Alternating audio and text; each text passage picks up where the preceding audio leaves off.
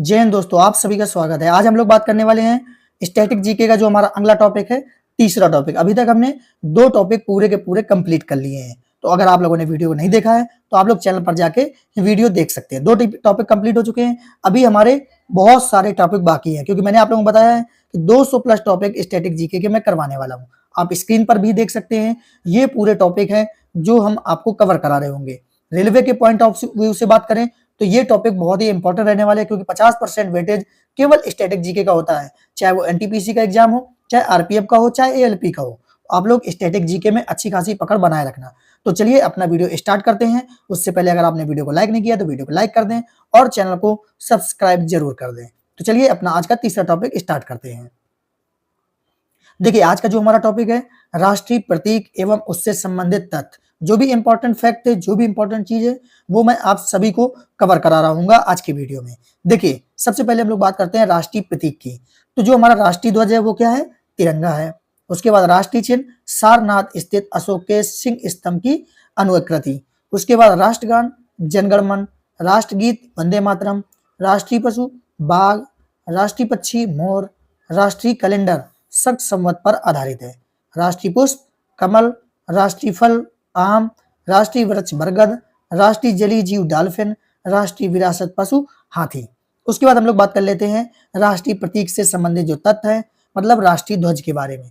देखिए, समान अनुपात में 3 क्षैतिज पंक्तियां होती हैं। ध्वज की लंबाई चौड़ाई का अनुपात 3:2 होता है।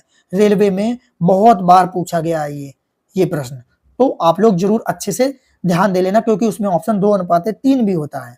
उसके बाद बात कर लेते हैं, केसरिया रंग सबसे ऊपर है, जो देश की ताकत और शौर्य को दर्शाता है। उसके बाद बीच में स्थित सफेद पट्टी धर्म चक्र के साथ शांति और सत्य का संकेत है। उसके बाद जो हमारा अगला पॉइंट है, हरा रंग सबसे नीचे है, जो देश के विकास, भूमि की पवित्रता और उर्वरता को दर्शाता है। उसके बाद जो हमारा अगला पॉइंट है, सफेद पट्टी के बीच में नीले रंग का चक्र है। इसमें 24 तीलियां होती हैं। इसका प्रारूप सारनाथ स्थित अशोक के सिंह स्तंभ पर बने चक्र से लिया गया है। बहुत बार पूछा गया है कितनी तीलियां होती हैं, 24 होती है। कहां से लिया गया है ये भी पूछा गया है, तो मैंने सब कुछ इसमें कवर करा दिया है। उसके बाद जो अगला पॉइंट है, भारत की संविधान सभा ने राष्ट्रीय ध्वज का प्रारूप 22 जुलाई 1947 को अपनाया था। बहुत इंपॉर्टेंट पॉइंट है, आप लोग ध्यान रखना। उसके बाद जो अगला पॉइंट है, राष्ट्रीय झंडे का प्रदर्शन, सम प्रतीक और नाम अनुचित प्रयोग का निवारण अधिनियम 1950 और राष्ट्रीय गौरव अपमान निवारण अधिनियम 1971 के उपबंधों द्वारा नियंत्रित होता है। तो अधिनियम भी मैंने आप लोगों को बता दिया। उसके बाद भारतीय झंडा संहिता 2002 दिनांक 26 जनवरी 2002 से प्रभावी है। ये भी पिछली बार के रेलवे के पेपर में पूछा गया था। उसके बाद बात करते हैं हम लोग राष्ट्रगान की। राष्ट्रगान रविन्द्रनाथ टैगोर द्वारा मूल रूप से बांग्ला में रचित है। उसके बाद राष्ट्रगान के रूप में जनगण मन को 24 जनवरी 1950 को संविधान सभा द्वारा इसके हिंदी संस्करण को अपनाया गया था। राष्ट्रगान को गाने में लगभग कितना समय लगता है? 52 सेकंड का समय लगता है। उसके बाद राष्ट्रगीत की बात करते हैं। राष्ट्रगीत वंदे मातरम गीत बंकिम चंद्र चटर्जी द्वारा संस्कृत में रचा गया है। तो आप लोग जरूर याद रखना, बहुत ही इंपॉर्टेंट है, एग्जाम में ये भी प्रश्न पूछा गया है। उसके बाद हम लोग आगे बढ़ते हैं, आगे देख लेते हैं। आप लोग अभी राष्ट्रगीत के बारे में ही बात कर लेंगे, क्योंकि ये राष्ट्रगीत का ही पॉइंट है। इसे पहली बार 1896 में भारतीय राष्ट्रीय कांग्रेस के सत्र में गाया गया था, ये भी याद रखना।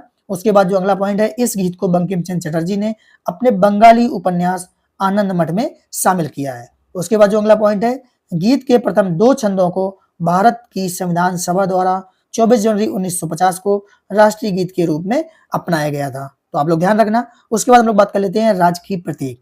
भारत का राज्य चिन्ह सारनाथ स्थित अशोक के सिंह स्तंभ की अनुकृति है।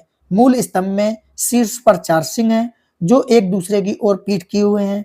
इसके नीचे घंटे के आकार के पदम के ऊपर एक चित्र बल्लरी में एक हाथी, चौकड़ी भरता हुआ एक घोड़ा, एक सांड तथा एक सिंह की उभरी हुई मूर्तियां हैं। इसके बीच बीच में चक्र बने हुए। तो ये पूछ देता है कि कौन कौन से पशुओं का इसमें वर्णन किया गया। उसके बाद जो अगला पॉइंट है, देवनागरी लिपि में लिखा गया आदर्श वाक्य सत्यमेव जयते राजकीय प्रतीक का हिस्सा है। उसके बाद जो हमारा अगला पॉइंट है, पक्षी। राशि कौन है? भारतीय मोर। इसका जो वैज्ञानिक नाम है वो क्या है? पावो क्रिस्टेसस, भारत का राष्ट्रीय पक्षी है। उसके बाद राष्ट्रीय पशु, तो बाघ। बाघ का जो वैज्ञानिक नाम है वो है पैंथरा टाइग्रिस, भारत का राष्ट्रीय पशु है। ज्ञात 8 प्रजातियों में भारतीय प्रजाति रॉयल बंगाल टाइगर उत्तर पश्चिमी क्षेत्र को छोड़कर पूरे देश में पाए जाते हैं। उसके बाद जो हमारा कैलेंडर है, राष्ट्रीय कैलेंडर के बारे में जान लेते हैं। शक संवत पर आधारित राष्ट्रीय कैलेंडर का पहला महीना कौन सा होता है? चैत। ये भी एग्जाम में रेलवे में पूछा गया है। उसके बाद 365 दिनों का एक सामान्य वर्ष होता है। इसे ग्रेगोरियन कैलेंडर के साथ 22 मार्च 1957 को अपनाया गया था। ये भी याद रखना इंपॉर्टेंट है। प्रथम चैत्र सामान्यतः 22 मार्च को और लीप वर्ष में 21 मार्च को पड़ता है, तो आप लोग ध्यान रखना। उसके बाद जो मुद्रा चिन्ह है, मुद्रा चिन्ह हमारा क्या है? भारतीय रुपए का चिन्ह। आप लोग देख लीजिए, एग्जाम में पूछा गया है। भारत सरकार द्वारा 15 जुलाई 2010 में अपनाया गया था। उसके बाद यह प्रतीक देवनागरी आर और रोमन अक्षर आर का मिश्रण है। यह प्रतीक किसने दिया था? उदय कुमार द्वारा संकलित किया गया था। तो ये हमारे इंपॉर्टेंट जो पॉइंट थे हमारे, इसके कवर करा दिए हैं। तो आप लोगों ने देखा होगा इतने डिटेल में कहीं पे भी आपको नहीं मिलेगा। तो आप लोग अगर स्क्रीनशॉट लेना चाहते हैं तो आप लोग स्क्रीनशॉट ले लीजिए। आपको मैं दिखा देता हूँ, इतना डिटेल में आपको कहीं पे भी नहीं मिलेगा। तो ये हमारा तीसरा टॉपिक था। इसी तरीके से हम अपने 200 प्लस टॉपिक को कवर कर रहे होंगे। तो आप सभी लोग वीडियो को जरूर लाइक करें, चैनल को जरूर सब्सक्राइब करें। अगर कोई दिक्कत हुआ करे तो जरूर कमेंट किया करें, क्योंकि अभी ये शुरुआत है, मैंने इस टाइप के ज्यादा वीडियो नहीं बनाए हैं, तो हो सकता है कि आप लोगों को कुछ दिक्कत होती हो। लेकिन अगर कोई भी समस्या हो तो जरूर मैसेज करना, उस चीज को सुधारने की कोशिश की जाएगी। तो हम लोग मिलते हैं अगले वीडियो में। जय हिंद।